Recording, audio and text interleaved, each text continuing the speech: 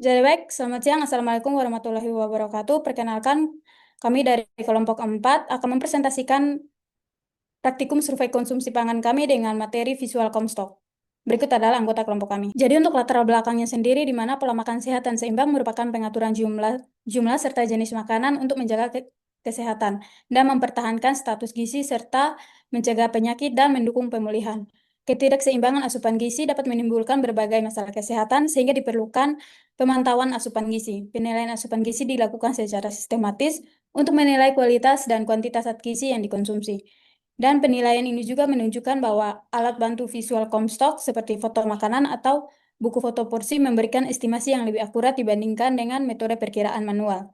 Oleh karena itu, dalam praktikum ini menerapkan metode visual Comstock yang akan dibandingkan dengan metode penimbangan sebagai gold standar untuk mengetahui tingkat akurasi dan relevansi dalam survei konsumsi pangan. Untuk rumusan masalahnya sendiri, yaitu yang pertama adalah apa itu visual Comstock, bagaimana akurasi visual Comstock jika dibandingkan dengan gold standar, dan yang ketiga adalah bagaimana penggunaan visual Comstock untuk interpretasi kecukupan asupan. Berikut adalah tujuannya. Jadi untuk visual Comstock sendiri merupakan salah satu metode dengan teknik observasi visual yang digunakan untuk memperkirakan jumlah makanan yang dikonsumsi maupun yang tersisa, tanpa harus melakukan penimbangan. Metode ini biasanya dipakai saat penimbangan makanan tidak praktis ataupun berpotensi membebankan dan mengganggu aktivitas dari responden, misalnya pada survei berskala besar. Dengan cara ini, pengamat dapat menilai sisa makanan secara visual, lalu memberikan estimasi persentase konsumsi berdasarkan standar. Dan dalam praktikum ini kami menggunakan 3 taksiran skala 4 poin, taksiran skala 6 poin, dan skala 7 poin. Selanjutnya adalah hasil dari perbandingan visual Comstock menggunakan skala 4, di mana untuk makanan biasanya ini sebagian besar makanan memiliki sisa makanan sebanyak 50%, dan sebagian lagi ada di 25% serta 100%. Untuk makanan cairnya sendiri, untuk susu dan jus Murubei, dia memiliki sisa makanan sebanyak 50%, dan kuah bakso tidak dikonsumsi sama sekali, sehingga sisa makanannya ini sebanyak 100%, dan untuk makanan lunak, semua makanan memiliki sisa makanan sebanyak 50%. Selanjutnya untuk perbandingan visual Comstock skala 6 dan 7, di mana pada skala 6 ini untuk persen sisa makanan ada 0%, 25%, 50%, 75%, 95%, dan 100%. Untuk makanan padat, sebagian besarnya ini ada di 50%. Untuk makanan cairnya, sama seperti makanan padat, untuk susu dan jus Murbe ini juga memiliki sisa makanan sebanyak 50%, dan pada makanan lunak, sebagai dua di antaranya yaitu bubur polos dan bubur bayi memiliki sisa makanan sebanyak 75%. Dan untuk skala 7, untuk sisa makanannya ini ada 0%, 5%, 25%, 50%, 75%, 90%, dan 100%. Untuk makanan padat, sama seperti sebelumnya, sebagian besar makanannya ini memiliki sisa 50%, untuk makanan cair juga 50%, dan untuk makanan lunak, dua di antaranya yaitu bubur polos dan bubur bayi ini memiliki sisa makanan sebanyak 75%. Selanjutnya adalah perbandingan visual Comstock makanan padat dengan gold standar.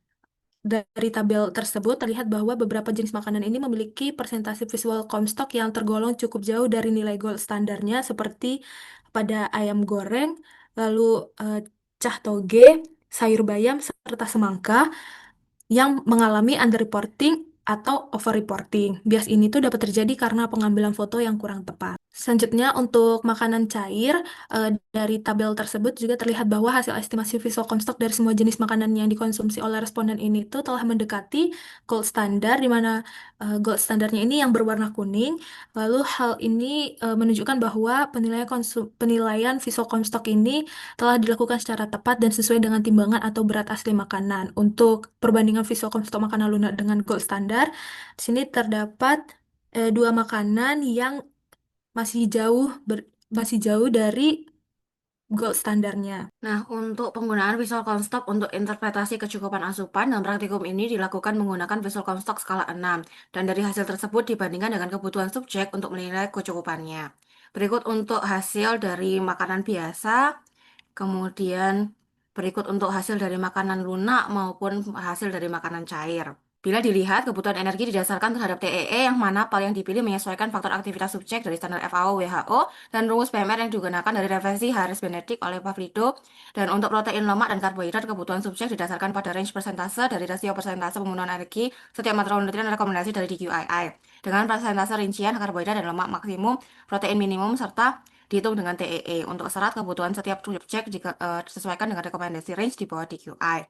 Jadi untuk tadi yang konsumsi makanan biasa itu dibandingkan dengan em, kebutuhan dari subjek TRL, untuk makanan lunak dibandingkan dengan kebutuhan dari subjek BEP, dan untuk makanan cair dibandingkan dengan kebutuhan dari subjek FAS. Kalau bisa dilihat dari sini, kecukupan asupan subjeknya untuk TRL ini semuanya defisit, BEP dan FAS juga semuanya defisit jika dibandingkan dengan hasil dari visual Comstock-nya. Kesimpulannya sendiri, di mana hasil praktikum survei konsumsi pangan ini dengan metode visual Comstock menunjukkan bahwa metode ini dapat digunakan sebagai metode estimasi porsi makan ketika penimbangan makan tidak memungkinkan. Di mana hasil analisis pada 3 jenis diet makanan padat, cair, dan lunak menunjukkan bahwa responden menyisakan makanan dalam jumlah yang cukup besar dan menghasilkan persentase sisa makanan di atas standar 20% pada semua jenis makanan, yaitu hal ini menggambarkan bahwa daya terima responden masih tergolong rendah dan penggunaan visual Comstock untuk interpretasi kecukupan asupan menunjukkan bahwa ketiga responden mengalami defisit energi maupun makronutrien, baik pada diet biasa, lunak, maupun cair. Seluruh subjek tidak mencapai kebutuhan energi harian yang dihitung berdasarkan BMR dan TEM masing-masing. Defisit ini dapat disebabkan oleh tingginya sisa makanan serta komposisi makanan yang memang rendah energi dan zat gizi.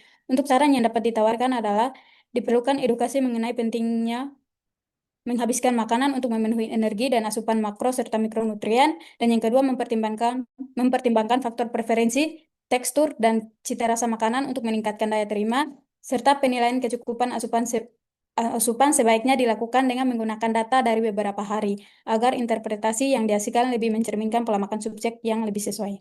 Berikut adalah referensi yang kami gunakan. Presentasi kami kurang lebihnya mohon maaf. Wassalamualaikum warahmatullahi wabarakatuh.